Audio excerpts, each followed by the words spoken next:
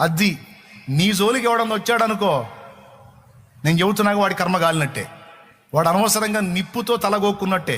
నిప్పుతో గోక్కుంటే ఏం జరిగింది? కటింగ్ చేయించుకునే అవసరం ఉండదు ఇక. దేవునికి స్తోత్రం. అట్లాగా దెబ్బతిని మారిన వాళ్ళు చాలామంది ఉన్నారు.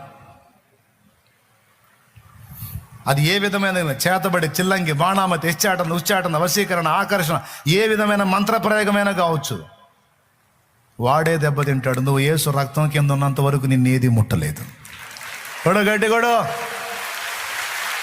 వాడు నీ ఇంటి ముందుకు తెచ్చేయని, నీ ఇంటి మీద తెచ్చేయని, నీ ఇంటి ముందు గుంట తీసి పెట్టని, లేకపోతే నీ ఇంట్లోకే పెట్టని, నమ్మకంగా ఏదో పనున్నట్టు పలకరీయడానికి వచ్చినట్టు వచ్చి ఇంట్లో వేసిపోని, ఏది వేసినా ఏం చేసినా వేసినోడే పోతాడు.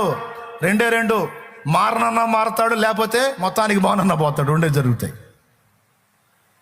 కన్ఫామ్.